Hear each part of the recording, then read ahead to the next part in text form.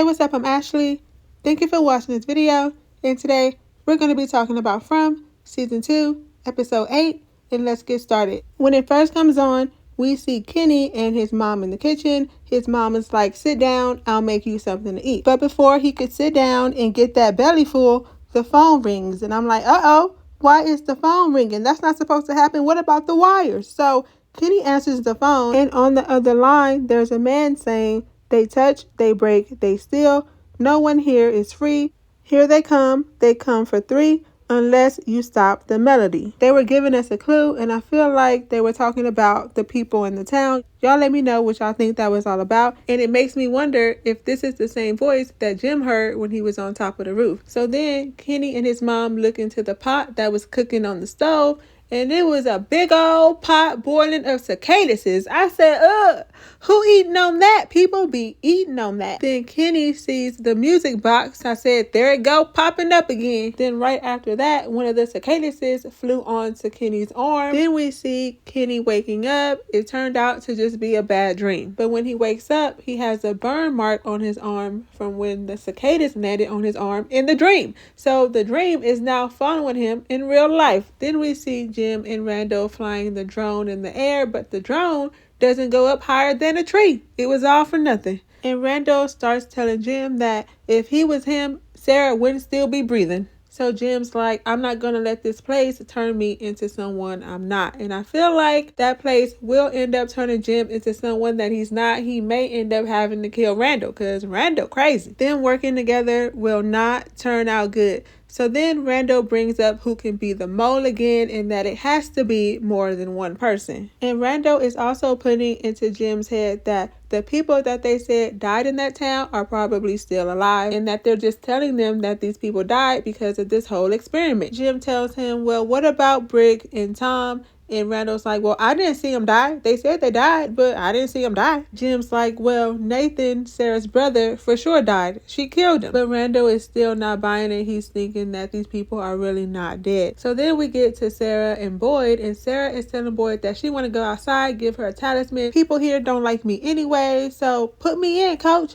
But Boyd, of course, talked her out of it. Tabitha takes Jade to the cave that her and Victor were in, and she tells him that this is where she's seen the symbols at and those bald-headed kids for the first time. And she confirms to him that this is where the monsters come out of. But Jade gets upset when he finds out that Victor knows about this same cave. He was in this same cave and pointed out the symbols to Tabitha. He was like, I told him to tell me everything he knew. I had to play that violin for him, and he's leaving things out.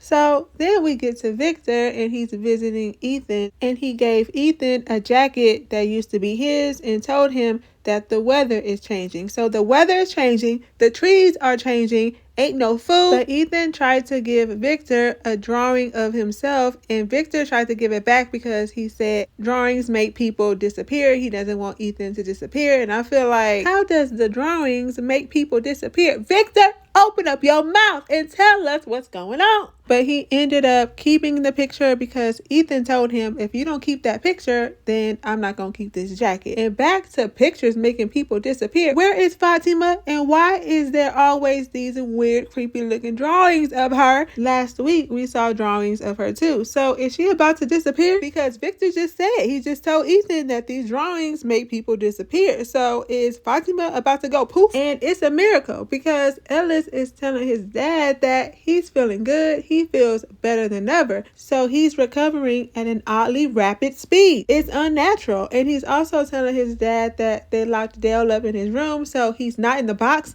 and I don't think he's about to go in the box. And he told Boyd that he had some good news. That's why he was smiling so hard, but he's going to tell him later. And we all know he's about to tell him that Fatima is pregnant. And when you do, don't leave out the fact that Fatima said that she was told that she was never going to be able to get pregnant. Then there goes Donna popping her head in, and Boyd is telling her that Sarah is bored. Give her something to do around here. She don't gotta live here. Don't get your panties tied up in a bunch. Calm down. She just wants something to do. But Donna's like, we have bigger problems than Sarah being bored because Elgin almost drowned in his sleep last night. So Boyd went to go check on him and ask him how he was doing. Elgin was in the room knitting. He says it makes him relax. Yeah, keep on relaxing and remember something. So Elgin tells him about his dream. He told him that someone pushed him under the water, and he says he guessed that someone shook him awake. Who woke him up is my question, but then Elgin gives Boyd the idea of dunking bullets into that gallbladder juice. He said, let's make some silver bullets, and I don't think that's going to work. It's not going to work at all. It's not going to work. So we get to the diner where Julie told Ethan that his jacket smells musty. So Ethan starts smelling it, and when he does, he's checking it out, and he finds this toy. He pulls this toy out. He goes and asks Victor, what's this? Victor then has a flashback of when he was little and his mother handing him the toy, telling him that he needs to be brave. Then here comes Jay busting through the door. He's like, there he is! He's like, what about our deal? You didn't tell me that you saw these symbols in the cave. You can't pick and choose what you tell us. Don't you want to go home? Don't you want to go home? Victor looks at him and says, I am home, and walks away. This is like the second time that Jade has asked him if he wanted to go home and didn't stop to think, hey, maybe this is Victor's home. He is home, because if he just thought for a little bit, just for like 2 seconds, he would be like, okay, yeah, that's him in the picture as a kid holding on to this lunchbox. This is his home. So then we get to the church where Sarah is sitting in a church by her lonely self, her lonesome self. Then Jeff and Randall walks in and they start questioning her. They're like, do you think your brother Nathan is really dead? He's probably alive. And you know Sarah is confused because she knows that she killed him. So she's like, what are y'all talking about? And we found out that her and her brother were heading back to Boston from Pennsylvania when they were on the bus. And when they tried to get Sarah to talk about the barn, conveniently, Donna walks in. She's always walking in at just the right time. That's Mo-like behavior. Randall starts coming for her neck, telling her that she thinks she's a big shot, but she's just a toll booth operator. And when him and Jim walks out, Sarah asks Donna, why were they asking me about Nathan? Why are they saying, do I think he's alive? Randall was telling Jim that if Sarah really doesn't know anything about Nathan,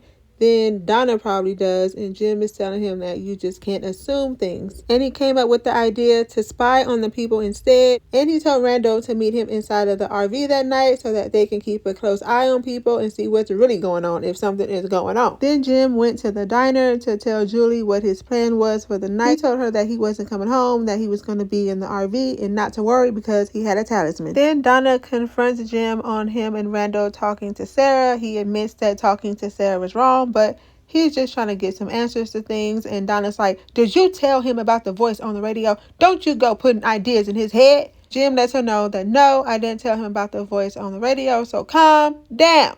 Take your hands out your pockets and calm down. And during this whole conversation, Randall was looking at them from on top of the bus. We get back to Victor's flashback as a kid. We see his mom handing him this toy, the same one that Ethan found, and told him to just keep drawing his drawings and to not come out until morning. And she leaves, and it turns out to be that same bunker that we saw Victor get out of before. So now we're finally able to see what led up to all that. Tabitha went to visit Victor, and she asked him why he didn't tell Jade about the symbols, and he said because it's not good to ask questions, and people who go looking for answers don't come back. So you can't go look for no answers, and you can't draw a drawing of yourself because then you're going to disappear. Tabitha tells him that looking for answers is their only way out, and he tells her, I don't think there's a way out. Victor tells her that the night the bad things happened, his mom told them that they were going home. He told her that he would tell her more, but he just can't remember. But there's some drawings that he thinks will bring back his memory, but he just put them away because he never wanted to see them again. He didn't want to remember anything, but he told her that he does remember where he put them. We get to Boyd and Kenny, and Boyd asked him, what happened to your arm? And Kenny is like, somehow I burned myself in my sleep,